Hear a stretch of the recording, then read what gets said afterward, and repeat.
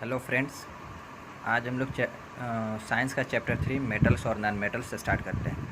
आइए देखते हैं इसमें क्या क्या पढ़ना है। तो सबसे पहले इसमें समझें मेटल्स और नॉन मेटल्स में हमें मेटल की what is metal, what is non metal, metal और नॉन मेटल का डिफरेंस, मेटल का physical properties, chemical properties, metal कैसे रिएक्शन कर रहे हैं, मेटल कैसे एक्सट्रैक्ट होंगे और से एक्सट्रैक्शन इनकी कैसी होगी। उसके बाद फिर मेटल की प्रिवेंशन कैसे करेंगे। अगर मेटल प्योर फॉर्म में हमारे पास आ गए, एक्सट्रैक्ट हो गए, तो उसको फिर प्रिवेंट कैसे करेंगे। तो स्टार्ट करते हैं मेटल से। पहले है मेटल्स। मेटल्स के बारे में समझते हैं। Metals elements that create positive ions and have metallic lustre and good conductor of heat and electricity. यानी मेटल क्या है, तो मेटल एक ऐसे एलिमेंट्स हैं जो पॉजिटिव आयंस क्रिएट करते हैं। अब पॉजिटिव आयंस कैसे क्रिएट कर सकते हैं, तो मेटल की जो वैलेंसी होती है, जनरली मेटल की वैलेंसी 1, 2 एंड 3 होती है। और जिस किसी एलिमेंट के वैलेंस सेल में अगर इलेक्ट्रॉन 1, 2, 3 हैं, इतना ही इलेक्ट्रॉन्स हैं, तो उनको ऑक्टेट पूरा करने के लिए दूसरे एलिमेंट से 4, 5, 6, 7 इलेक्ट्रॉन्स नहीं मिलने वाले हैं। तो जनरली ये एलिमेंट क्या करते हैं, इलेक्ट्रॉन्स लूज़ कर देते हैं। तो जब इलेक्ट्रॉन्स लूज़ करेंगे तो ये एलिमेंट्स पॉजिटिव आयंस क्रिएट कर रहे हैं। यानी metals are generally the elements that create positive ions. ये फिर हम लोग केमिकल प्रॉपर्टीज़ में इसको समझ सकते हैं, बट जनरली ये समझें कि क्रिएट पॉजिटिव आयंस जो कह रहे हैं, इसका मतलब है इसके वैलेंस शेल में 1, 2 और 3 इलेक्ट्रॉन्स हैं, और इसे ऑक्टेट रिएक्शन में ऑक्टेट कंप्लीट करने के लिए कहीं और दूसरे एलिमेंट से रिमेनिंग 5, 6, 7 इलेक्ट्रॉन्स नहीं मिलने वाले हैं। कोई दूसरा एलिमेंट इन्हें इतना इलेक्ट्रॉन नहीं देगा कि इनका ऑक्टेट कंप्लीट हो जाए। तो जनरली ये अपना इलेक्ट्रॉन्स लूज़ कर देंगे, और जब लूज़ करेंगे तो पॉजिटिव आयंस क्रिएट कर रहे हैं। फिर नेक्स्ट डेफिनेशन में लिखा हुआ है एंड हैव मेटालिक लस्टर। तो मेटल्स आर दैट एलिमेंट्स जो अपने पास जिनका अपना मेटालिक लस्टर होता है, यानी इनकी अपनी चमक होती है, एंड इसके साथ साथ good conductor of electricity and heat होते हैं। और ये metals good conductor of electricity and heat हैं होते हैं, यानी इनसे अच्छे से हीट भी पास हो सकता है और इलेक्ट्रिसिटी भी पास हो सकता है। तो ये हो गया हमारा मेटल का डेफिनेशन। बट मेटल और नॉन मेटल का डिफरेंस समझते हैं। मेटल और नॉन मेटल में डिफरेंस क्या है, उसके बाद फिर मेटल और नॉन मेटल की हम फिजिकल प्रॉपर्टीज़ स्टडी करेंगे। तो मेटल्स और नॉन मेटल्स में देखते हैं। पहला हमने लिखा था generally hard. Metals generally solid state में होते हैं और हार्ड होते हैं। तो नॉन मेटल्स कैसे होते हैं, तो नॉन मेटल्स भी हार्ड होते हैं, लेकिन कंपेरेटिवली मेटल के कंपेयर में देखें तो कंपेरेटिवली सॉफ्ट होते हैं। अब उसके साथ देखें तो इसमें एक्सेप्शन भी है। एक्सेप्शन क्या है, तो मेटल्स जनरली हार्ड कह रहे हैं और नॉन मेटल्स कंपेरेटिवली सॉफ्ट कह रहे हैं। और वर्ल्ड की नेचुरली ऑकरिंग सब्सटेंस में हार्डेस्ट सब्सटेंस डायमंड है, और ये डायमंड क्या है, हार्डेस्ट सब्सटेंस है, और डायमंड नॉन मेटल है। ये एलोट्रॉप ऑफ कार्बन है। कार्बन का एलोट्रॉप डायमंड है जो हार्डेस्ट सब्सटेंस है। तो एक्सेप्शंस है, एक्सेप्शन को हमें अलग रखनी है। एक्सेप्शन को इंक्लूड करेंगे तो फिर ना कोई हमारा डिफ्रेंशिएशन कर पाएंगे और ना कोई डेफिनेशन हमारा कंप्लीट हो पाएगा। तो सब में एक्सेप्शंस है, एक्सेप्शन को अलग करते हैं। तो जनरली हार्ड है, और मेटल्स जनरली हार्ड होते हैं और नॉन मेटल्स कंपेरेटिवली सॉफ्ट होते हैं। जब ये कंपेरेटिवली सॉफ्ट हैं तो इसमें एक्सेप्शन क्या है, डायमंड वर्ल्ड की सबसे हार्डेस्ट सब्सटेंस है, नेचुरली ऑकरिंग सब्सटेंस में है। उसके बाद है सेकेंड डिफरेंस में लिख रहे हैं ductile and malleable. Ductile and malleable क्या है, तो मेटल्स को थिन वायर्स में, वेरी थिन वायर्स में भी इलोंगेट किया जा सकता है। Metals can be stretched into very thin wires. This property is called the ductility of the metals. और ये मेटल में होती है, नॉन मेटल में ऐसा कुछ नहीं होता है। नॉन मेटल को आप बहुत लंबी तार में नहीं कन्वर्ट कर सकते हैं, लेकिन मेटल को बहुत लंबी तार में कन्वर्ट कर सकते हैं, बहुत लंबी वायर में कन्वर्ट कर सकते हैं। उसके बाद मैलिएबल लिखा हुआ है, यानी कि मेटल को पीट के चाहें तो बहुत पतली शीट में भी कन्वर्ट कर सकते हैं। तो मेटल्स डक्टाइल होते हैं, मैलिएबल होते हैं, लेकिन नॉन मेटल को जैसे पीटोगे ये टूट जाएगा, ब्रिटल है। इससे ना इसके अंदर ना डक्टिलिटी है ना मैलिएबिलिटी है, यानी इसे ना आप थिन वायर में कन्वर्ट कर सकते हैं और ना ही पतली शीट में कन्वर्ट कर सकते हैं, यानी कि ये ब्रिटल है। उसके बाद अगर मेटल थर्ड डिफरेंस में लिखा हुआ है, मेटल में सोनोरस होता है। सोनोरस क्या है, तो मेटल को अगर किसी हार्ड सरफेस से टकराओगे, हार्ड सरफेस से मेटल टकराता है तो उसके अंदर से एक साउंड प्रोड्यूस होती है, that sound is called sonorous. लेकिन नॉन मेटल को टकराओगे तो एक टन टन की आवाज़ ना आकर धप धप की आवाज़ आती है, और ये साउंड प्रोड्यूस ना करके ये खुद टूट जाते हैं। Doesn't produce sound like metal, यानी नॉन मेटल ऐसा कोई साउंड प्रोड्यूस नहीं करते हैं। उसके साथ देखें तो मेटल में फिर 4th नंबर पे लिखा हुआ है good conductor of heat and electricity, जो डेफिनेशन में भी क्लियर है कि मेटल से इलेक्ट्रिसिटी पास हो सकती है, करंट पास हो सकता है, और मेटल हीट का भी अच्छा कंडक्टर है। लेकिन नॉन मेटल बैड कंडक्टर है किसका, हीट और इलेक्ट्रिसिटी दोनों का। बट उसके साथ कुछ एक्सेप्शंस है। ग्रेफाइट का एक्सेप्शन ले लीजिए। ग्रेफाइट क्या है, नॉन मेटल है, और ग्रेफाइट से करंट पास हो जाता है। तो एक्सेप्शंस है, सब में एक्सेप्शंस है। एक्सेप्शन को अलग से हमें याद रखना होता है, लेकिन एक्सेप्शंस की वजह से हम डेफिनेशन और डिफ्रेंशिएशन को ख़त्म नहीं कर सकते हैं। 1-2 के साथ एक्सेप्शंस हैं। उसके बाद मेल्टिंग पॉइंट, बॉइलिंग पॉइंट के देखें, उनका डिफरेंस देखें तो मेटल्स का हाई मेल्टिंग पॉइंट और बॉइलिंग पॉइंट होता है। हाई मेल्टिंग पॉइंट और बॉइलिंग पॉइंट का वजह है इसके अंदर इंटर आयनिक अट्रैक्शन बहुत ज़्यादा है, इसके अंदर का अट्रैक्शन फोर्स ज़्यादा है। तो अट्रैक्शन फोर्स को तोड़ने के लिए हमें ज़्यादा से ज़्यादा मेल्टिंग पॉइंट चाहिए, ज़्यादा से ज़्यादा बॉइलिंग पॉइंट चाहिए, ज़्यादा से ज़्यादा टेम्परेचर चाहिए। तो कह सकते हैं कि मेटल्स है high melting and boiling point, लेकिन non metals comparatively low melting and boiling point. Metals की अपनी लस्चर है, चमक है, नॉन मेटल्स में ऐसा कुछ नहीं है। बट नॉन मेटल्स में जो एक्सेप्शंस है, आयोडीन का देखें तो नो लस्चर और shiny surface except iodine. Iodine की अपनी लस्चर है, अपनी चमक है। तो ये कुछ एक्सेप्शंस है। नेक्स्ट हमें पढ़नी है physical properties. Physical properties of metals से स्टार्ट करते हैं। अब हमें फिज़िकल प्रॉपर्टीज़ ऑफ मेटल्स पढ़नी है। इसकी मेटल्स की फ़िज़िकल प्रॉपर्टीज़ में पहला प्रॉपर्टी हमने लिखा लस्चरस। लस्चरस मतलब मेटल का जो सरफेस होगा वो शाइनिंग होगा, उसके पास अपनी चमक होगी, जो कि नॉन मेटल्स के पास नहीं होता है। तो एक प्रॉपर्टी हो गया लस्चरस, यानी metals of shining surface. Hard, metals are generally hard, but सारे मेटल्स एक ही बराबर हार्ड नहीं है। मेटल्स की हार्डनेस भी वेरी करती है। सभी मेटल्स एक जैसे नहीं है, कोई बहुत हार्ड है और कोई कंपेरेटिवली देखें तो सॉफ्ट भी है। तो hardness varies from metal to metal. Malleable, इसकी थर्ड प्रॉपर्टी में मैंने लिखा मैलिएबल। ये क्या है, तो मेटल्स को पतली शीट में पीट के चेंज किया जा सकता है। यानी कि मेटल्स को एक ठीक मेटल है और उसको एकदम पेपर की जैसे शीट में कन्वर्ट करनी होगी, एकदम पेपर जैसा पतला परत बनाना होगा, पेपर से भी पतला परत बनाना होगा, तो हम मेटल्स को उससे भी पतला शीट में कन्वर्ट कर सकते हैं। यानी यही इसकी प्रॉपर्टी है जिसे मैलिएबिलिटी कहते हैं। यानी metals can be converted into very thin sheets, this property is called malleability. फिर नेक्स्ट है डक्टिलिटी, यानी मेटल्स से एकदम वायर के जैसे, एक पतला बाल के जैसे पतला वायर में कन्वर्ट करना होगा, तब भी मेटल्स को पतला वायर में कन्वर्ट कर सकते हैं। यानी एक हेयर लाइक थिकनेस देना होगा, तो इतने थिक वायर में हम लोग मेटल्स को कन्वर्ट कर सकते हैं। तो metals can be stretched into very thin wires without breaking, बिना टूटे ये इतना पतला वायर में कन्वर्ट हो सकता है। Metal good conductor of electricity है, इसीलिए तो जितने इलेक्ट्रिक अप्लायंसेस हैं उसमें वायर्स, जो भी वायर्स यूज़ किए जाते हैं घरों में या कहीं भी, ये सभी मेटल्स के बने होते हैं, क्योंकि इससे इलेक्ट्रिसिटी पास हो सकता है।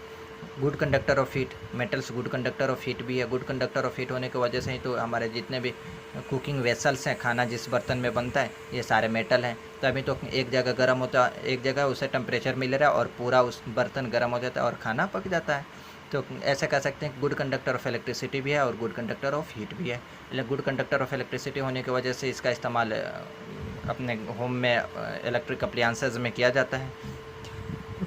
हार्ड होने की वजह से यह इनकी मेल्टिंग पॉइंट हाई है, बॉइलिंग पॉइंट हाई है। एर्थ है सोनोरस, यानी मेटल को किसी हार्ड सरफेस से टकराएंगे तो उससे एक साउंड प्रोड्यूस होती है और ये साउंड टन टन की होती है, टन टन की साउंड प्रोड्यूस होती है। यही साउंड को सोनोरस कहते हैं, जो कि नॉन मेटल में नहीं होता है। यानी sonorous, when metals strike to a hard surface produces a sound called sonorous.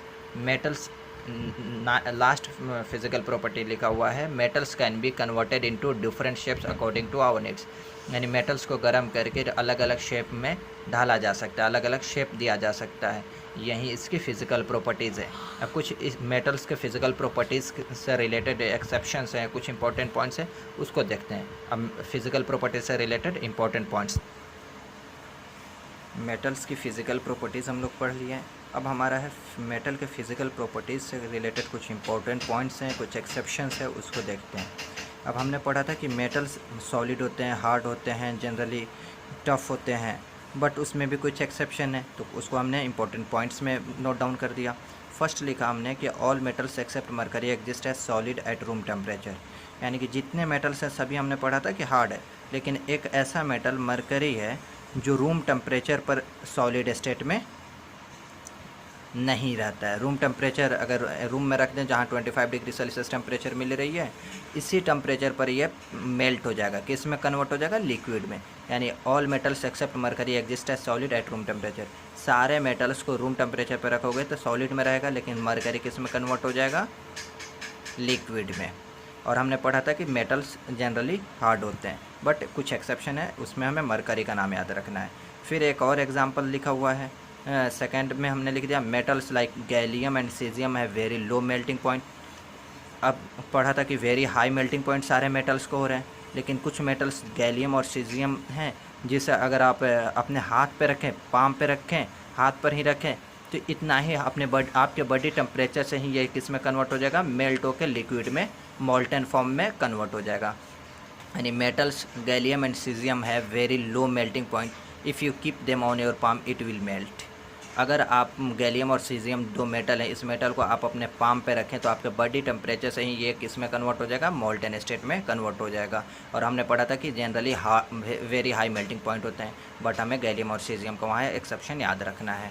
फिर हमने पढ़ा था कि मेटल के पास ही अपना लस्टरस होता है, अपनी चमक होती है, बट आयोडीन एक ऐसा नन मेटल है जिसके पास अपनी चमक है। तो थर्ड इंपॉर्टेंट पॉइंट्स में लिख दिया, iodine is a non metal but lustrous. तो हमें ऐसे नन मेटल का नाम बताना होगा जिसमें अपनी लस्टर है, चमक है, तो आयोडीन हो जाएगा। फिर हमने पढ़ा था कि good conductor of electricity metal होते हैं, इलेक्ट्रिसिटी मेटल ही कंडक्ट कर सकते हैं, नन मेटल से इलेक्ट्रिसिटी कंडक्ट होती ही नहीं है। फिर तो हमने फोर्थ पॉइंट में लिख दिया कि ग्रेफाइट जो कार्बन के एलोट्रॉप है और ये कंडक्टर ऑफ इलेक्ट्रिसिटी है, और कार्बन क्या है, एक नन मेटल है। तो ग्रेफाइट एक नन मेटल है जो इलेक्ट्रिसिटी कंडक्ट करता है। तो हमें ये एक्सेप्शन में ये भी याद रखना है, graphite allotrope of carbon which is non metal conducts electricity. यानी ग्रेफाइट कार्बन का एक एलोट्रॉप है जो इलेक्ट्रिसिटी कंडक्ट करता है। फिर हमने पढ़ा था कि जनरली हार्ड मेटल होते हैं, बट नेचुरली ऑकरिंग सब्सटेंस में डायमंड सबसे हार्ड है, और डायमंड सबसे हार्ड होने के साथ साथ कार्बन का एलोट्रॉप है, और कार्बन एक नन मेटल है। तो फिर हमने फिफ्थ पॉइंट में लिख दिया, diamond is a allotrope of carbon which is hardest naturally occurring substances. यानी डायमंड एक कार्बन का एलोट्रॉप है जो नन मेटल है, और सबसे हार्डेस्ट सब्सटेंस डायमंड ही है। फिर हमने पढ़ा था कि सारे मेटल्स हार्ड होते हैं, इसे चाकू से नहीं काट सकते, आसानी से नहीं काट सकते, आसानी से मेल्ट नहीं कर सकते हैं। तो फिर हमने अल्कली मेटल्स का एग्जांपल लिया। अल्कली मेटल्स जैसे कि लिथियम, सोडियम, पोटेशियम, ये इतने सॉफ्ट हैं कि हम इसे आसानी से चाकू से ही काट सकते हैं। तो 6 पॉइंट्स में लिखा हुआ है, alkali metals lithium, sodium and potassium are so soft that they can be cut with a knife and very low melting point. Alkali metals अगर कोई एग्जांपल देना हो जिसे इजीली कट कर सकें, नाइफ से ही काट दें, तो उसके एग्जांपल में हमारे अल्कली मेटल्स आ जाएंगे, जैसे लिथियम, सोडियम और पोटेशियम। ये इतने सॉफ्ट हैं कि इसे ईज़िली आसानी से नाइफ से, चाकू से काट सकते हैं। और जब चाकू से काट सकते हैं तो इसका मतलब इसकी डेंसिटी भी कम होगी, और डेंसिटी कम होगी तो मेल्टिंग पॉइंट भी कम होगा। तो यहाँ से याद रख सकते हैं, can be cut with a knife and very low melting point. अब हमारा नेक्स्ट टॉपिक होगा केमिकल प्रॉपर्टीज़ ऑफ मेटल्स। तो अब हम लोग स्टडी करेंगे chemical properties of metal. Chemical properties of metal start करने से पहले यहाँ कुछ क्वेश्चन है, उसको सॉल्व करते हैं, उसके बाद केमिकल प्रॉपर्टीज़ ऑफ मेटल से स्टार्ट करेंगे। यहाँ फर्स्ट क्वेश्चन है कि give an example of a metal which is a liquid at room temperature. अभी हम लोग जो इंपॉर्टेंट पॉइंट्स में पढ़े हैं वहाँ से लिख सकते हैं कि एक मेटल का एग्जांपल दीजिए जो रूम टेम्परेचर पर लिक्विड स्टेट में हो जाता है, यानी सॉलिड स्टेट में एग्जिस्ट नहीं कर पाता है। तो इसका एग्जांपल हो जाएगा मरकरी। फिर नेक्स्ट क्वेश्चन है कि give an example of metal which can be easily cut with a knife. किसी एक मेटल का नाम बताइए जिसे नाइफ से, चाकू से आसानी से काट सकते हैं। तो इसके एग्जांपल में क्या लिख सकते हैं, अल्कली मेटल्स का नाम लिखा हुआ है, लिथियम, सोडियम और पोटेशियम, किसी एक मेटल का नाम लिख सकते हैं। फिर कह रहे कि एक मेटल का नाम बताइए is the best conductor of heat. किसी एक मेटल का नाम बताइए जो कंडक्टर का हीट का बेस्ट कंडक्टर है। तो हीट का बेस्ट कंडक्टर कौन होता है, कॉपर और सिल्वर। ये इंपॉर्टेंट पॉइंट्स में लिख लीजिएगा आप, या यहाँ लिख लीजिएगा, best conductor of heat silver and copper. फिर पुअर कंडक्टर, कोई एक ऐसा मेटल का नाम बताइए जो पुअर कंडक्टर ऑफ हीट हो। तो कुछ मेटल्स हैं जो हीट का अच्छा कंडक्शन नहीं कर पाते हैं, हीट अच्छे से वहाँ से कंडक्ट नहीं हो पाती है, उसमें हो जाएगा आपका लेड और मरकरी। फिर सेकंड क्वेश्चन अब पढ़ते हैं।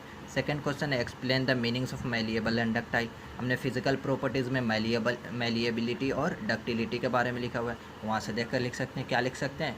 Malleable means metal can be converted into very thin sheets. This property of a metal is called malleability of that metal. फिर डक्टाइल क्या है?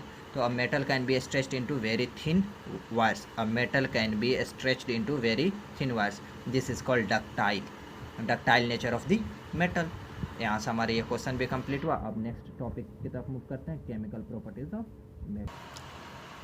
Chemical properties of metal start करते हैं। तो इसकी पहली प्रॉपर्टी है कि जितने मेटल्स हैं, मेटल ऑक्सीजन से रिएक्शन करते हैं, यानी जब मेटल्स को हवा में जलाएंगे, when metals are burned in the air, या कहें कि when metals react with oxygen, तो ये क्या बनाते हैं? मेटल ऑक्साइड बनाते हैं। तो इसको ऐसे भी लिख सकते हैं, when metals burned in the air forms metal oxide, या फिर लिख सकते हैं metals react with oxygen and forms metal oxide.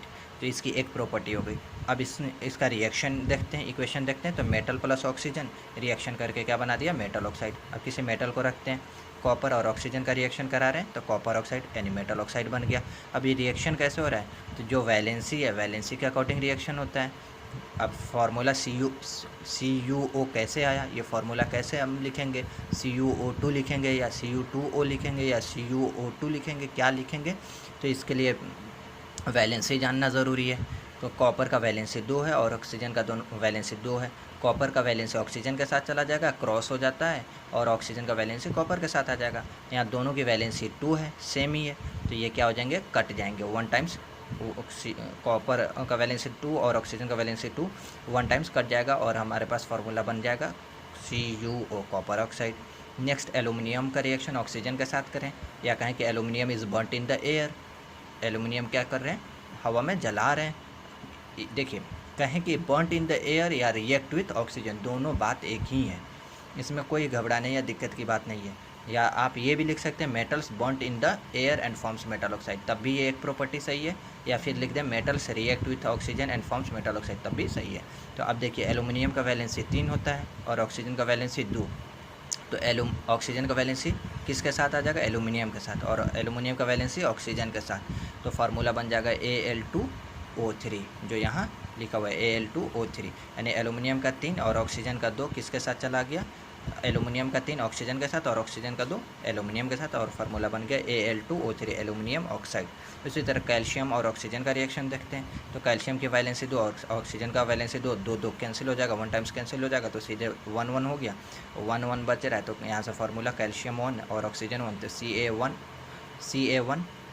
तो 1 1 लिखने की कोई ज़रूरत नहीं है, सीधे लिख देंगे CaO, कैल्शियम ऑक्साइड। उसी तरह कॉपर ऑक्साइड बना है, एल्यूमिनियम ऑक्साइड बना है। अब नेक्स्ट प्रॉपर्टी की तरफ मूव। अब अभी हमने मेटल और ऑक्सीजन का रिएक्शन पढ़ा, उससे कुछ पॉइंट्स निकल के आते हैं जो मैं नोट्स में लिख रहा हूँ। यहाँ लिखा हूँ कि नोट में most metal oxides are soluble in water, यानी कि मेटल और ऑक्सीजन का रिएक्शन हुआ, मेटल ऑक्साइड बन गया। अब इसी में से जो मेटल ऑक्साइड्स वाटर में सॉल्युबल हैं, वो फर्दर वाटर से रिएक्शन करके अल्कली या मेटल हाइड्रोक्साइड बना देते हैं, और जो सॉल्युबल नहीं है उनका मेटल ऑक्साइड पर रिएक्शन ख़त्म हो जाता है। तो सेकंड नोट में लिख दिया गया most metal oxides are insoluble in water, ज़्यादातर इनसॉल्युबल हैं, लेकिन जो सॉल्युबल हैं, जो डिज़ोल्व हो रहे हैं वाटर में, वो अल्कलीज बना रहे हैं। जैसे रिएक्शन में Na2O + H2O का रिएक्शन करके अल्कली बन गया NaOH, sodium hydroxide. K2O + H2O का रिएक्शन करके पोटेशियम हाइड्रोक्साइड बन गया। चलिए अब सेकंड प्रॉपर्टी में है मेटल वाटर से रिएक्शन करता है और मेटल ऑक्साइड बनाता है, और साथ में हाइड्रोजन गैस इवॉल्व होता है। मेटल वाटर से रिएक्शन करता है और मेटल ऑक्साइड बनाता है, और उसके साथ हाइड्रोजन गैस इवॉल्व होता है। एग्जाम्पल, सोडियम का वाटर के साथ रिएक्शन हुआ, सोडियम ऑक्साइड बना और हाइड्रोजन गैस इवॉल्व हो गया।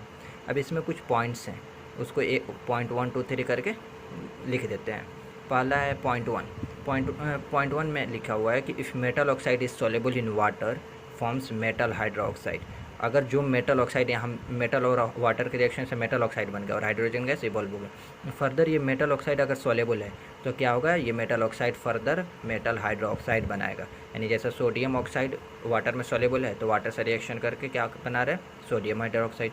पोटेशियम ऑक्साइड वाटर में सॉल्युबल है, तो ये मेटल ऑक्साइड वाटर से रिएक्शन करके क्या बना रहा है?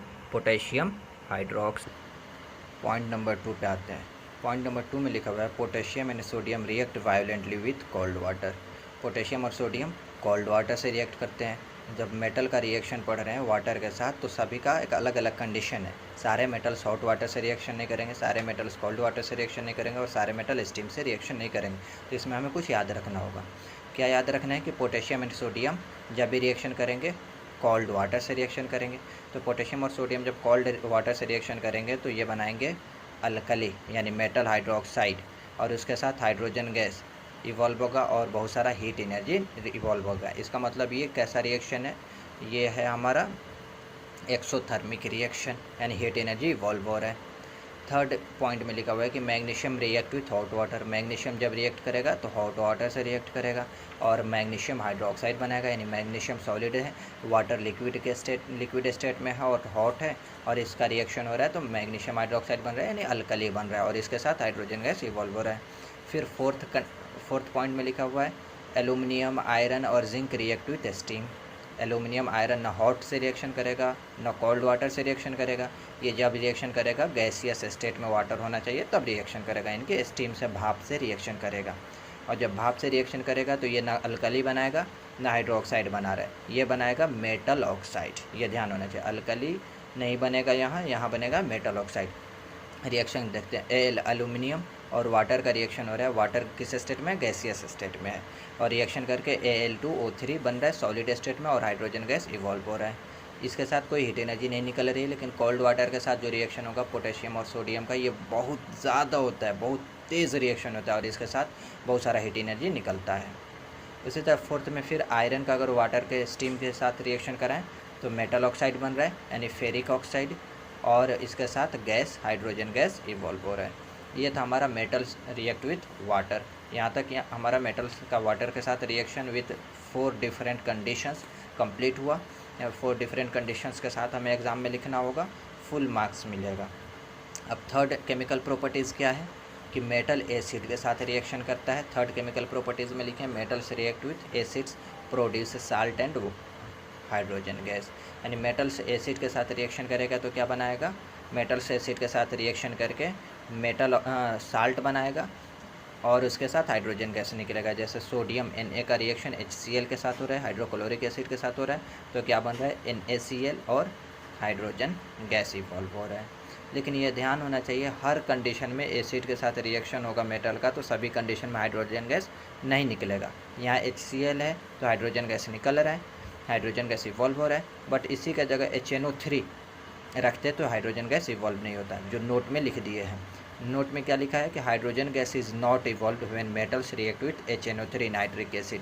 हाइड्रोजन गैस इवॉल्व नहीं होता है जब मेटल का रिएक्शन HNO3 के साथ होता है, नहीं नाइट्रिक एसिड के साथ होता है। क्यों नहीं इवॉल्व होगा, क्योंकि HNO3 खुद एक स्ट्रॉन्ग ऑक्सीडाइजिंग एजेंट है। वहाँ जो हाइड्रोजन निकलेगा वो खुद कंज्यूम कर लेगा, हाइड्रोजन निकलेगा उसको कंज्यूम कर लेगा, तो यह प्रोसेस ऑक्सीडाइजिंग एजेंट करते रहेगा, तो कोई हाइड्रोजन गैस वहाँ से इवॉल्व नहीं होगा। यहाँ हमारा केमिकल प्रॉपर्टीज़ कंप्लीट होता है। फिजिकल प्रॉपर्टीज़ और केमिकल प्रॉपर्टीज़ मेटल का हमने कंप्लीट कर लिया। अब केमिकल प्रॉपर्टीज़ से रिलेटेड कुछ इंपॉर्टेंट पॉइंट्स हैं, उसको देखते हैं। केमिकल प्रॉपर्टीज़ हमने अभी कंप्लीट किया है। अब केमिकल प्रॉपर्टीज़ से रिलेटेड 2 इंपॉर्टेंट पॉइंट्स हैं, इसको देखते हैं। पहला पॉइंट है potassium and sodium react so vigorously that they catch fire if kept in open. अब पोटेशियम और सोडियम का जो मेटल का ऑक्सीजन के साथ रिएक्शन पढ़े हैं तो उसमें हमने क्या पढ़ा कि मेटल का ऑक्सीजन के साथ रिएक्शन हो रहा है तो मेटल ऑक्साइड बना रहा है। लेकिन पोटेशियम और सोडियम 2 ऐसे मेटल हैं जो बहुत ज़्यादा रिएक्शन करता है ऑक्सीजन के साथ। अगर इसको ओपन में रख दिया जाएगा, खुला में रख दिया जाए, ऑक्सीजन मिल जाए तो ये तुरंत रिएक्शन करके आग पकड़ लेंगे। इनसे आग पकड़ने की ज़्यादा चांसेस हैं, तो आग न पकड़े, आग पकड़ने से बचाने के लिए इसे अक्सर हम केरोसिन ऑयल में डुबो कर रखते हैं। तो हमने इस पॉइंट नंबर 1 में क्या लिखा, potassium and sodium react so vigorously that they catch fire if kept in open. Potassium और सोडियम बहुत तेज़ रिएक्शन करते हैं और तुरंत आग पकड़ सकते हैं अगर खुला में रख दिया जाए। तो to prevent accidental fires this metals are kept immersed in kerosene oil. Accidental fire से बचने के लिए इस मेटल को हम लोग जनरली केरोसिन ऑयल में, मिट्टी के तेल में डुबोकर रखते हैं। सेकंड इंपॉर्टेंट पॉइंट्स में क्या लिखा, मैंने लिखा कि silver and gold do not react with oxygen even at high temperatures. Metal का प्रॉपर्टीज़ में हम केमिकल प्रॉपर्टीज़ में पढ़े हैं कि मेटल ऑक्सीजन के साथ रिएक्शन कर रहा है और मेटल ऑक्साइड बना रहा है। लेकिन 2 मेटल ऐसे हैं सिल्वर और गोल्ड, इसको बहुत हाई टेम्परेचर भी दे दीजिए तब भी ये रिएक्शन नहीं करते हैं। किससे रिएक्शन नहीं करते हैं, तो ऑक्सीजन से रिएक्शन नहीं करते हैं, तो मेटल ऑक्साइड ये नहीं बनाते। ये हमें याद रखना है, इंपॉर्टेंट पॉइंट। अब हम लोग केमिकल प्रॉपर्टीज़ के बाद जो क्वेश्चन है ये वाला सेक्शन देखते हैं। इस क्वेश्चन में क्या लिखा हुआ है कि Y sodium kept immersed in kerosene oil. पहला क्वेश्चन है कि सोडियम को केरोसिन ऑयल में डुबो कर क्यों रखते हैं। तो ये इंपॉर्टेंट पॉइंट्स में अभी लिखा हुआ था, वहाँ से आप लिख सकते हैं आंसर कि to prevent accidental fire sodium we kept sodium immersed in kerosene oil, यानी प्रिवेंट एक्सीडेंटल फायर से बचने के लिए हम लोग इसको क्या करते हैं, केरोसिन ऑयल में डुबो कर रखते हैं। फिर सेकंड क्वेश्चन है right equations for the reactions of iron with steam. ये भी केमिकल प्रॉपर्टीज़ में लिखा हुआ है कि आयरन का स्टीम के साथ रिएक्शन होगा तो क्या बनेगा, Fe3O4 बनेगा, मेटल ऑक्साइड बनेगा और उसके साथ हाइड्रोजन गैस निकलेगा। फिर करें कैल्शियम और पोटेशियम का वाटर के साथ रिएक्शन करेंगे तो क्या होगा, तो ये भी हमारे केमिकल प्रॉपर्टीज़ में लिखा हुआ है, वहाँ से आप लिख सकते हैं। फिर थर्ड में कह रहा है कि यहाँ कुछ मेटल का सैंपल लिया हुआ है और ये एक डेटा दिया हुआ है कि रिएक्शन हो रहा है नहीं हो रहा है, कैसा रिएक्शन हो रहा है, डिस्प्लेसमेंट रिएक्शन हो रहा है कि नहीं हो रहा है, ये सारी चीज़ें बतानी है। तो मेटल ABCD यहाँ लिखा हुआ है और फिर यहाँ ये सारी चीज़ें लिखी हुई, reaction, no reaction, displacement, reaction. तो इससे हम ये बता सकते हैं कि अगर नो रिएक्शन है तो इसका मतलब जो मेटल A लिखा हुआ है, मेटल A और आयरन सल्फेट का नो रिएक्शन लिखा हुआ है, इसका मतलब मेटल A लेस रिएक्टिव है आयरन से, तभी तो आयरन सल्फेट से आयरन को डिस्प्लेस नहीं कर रहा है, रिएक्शन ही नहीं हो रहा है। जहाँ डिस्प्लेसमेंट हो रहा है इसका मतलब मेटल, जैसे मेटल A कॉपर सल्फेट का रिएक्शन करके डिस्प्लेस कर दे रहा है। तो यहाँ क्या लिखेंगे कि metal A is more reactive than copper. तो यहाँ से डाटा से देखकर इस तरह से लिख सकते हैं। क्वेश्चन नंबर 4 में आते हैं। 3 ऐसे ही आप सब बना सकते हैं, इसमें कुछ मुश्किल नहीं है। Question number 4, which gas is produced when dilute hydrochloric acid is added to reactive metal. अभी हमने पढ़ा है एसिड का रिएक्शन मेटल के साथ हो रहा है तो कौन सी गैस बन रही है, साल्ट बन रहा है और उसके साथ हाइड्रोजन गैस बन रही है, और HCl का ही तो रिएक्शन हमने पढ़ा है। तो यहाँ लिख सकते हैं कि hydrogen gas is produced when dilute hydrochloric acid is added to a reactive metal. ठीक है। फिर इसी क्वेश्चन का सेकंड पार्ट में क्या लिखा हुआ है, right the chemical reaction when iron reacts with dilute H2SO4। कह रहे डाइल्यूट H2SO4 का रिएक्शन होगा आयरन के साथ तो उसका केमिकल इक्वेशन लिखें। तो केमिकल इक्वेशन लिख देंगे, Fe + H2SO4 का रिएक्शन होगा, FeSO4 बनेगा, FeSO4 बनेगा और इसके साथ हाइड्रोजन गैस निकलेगा।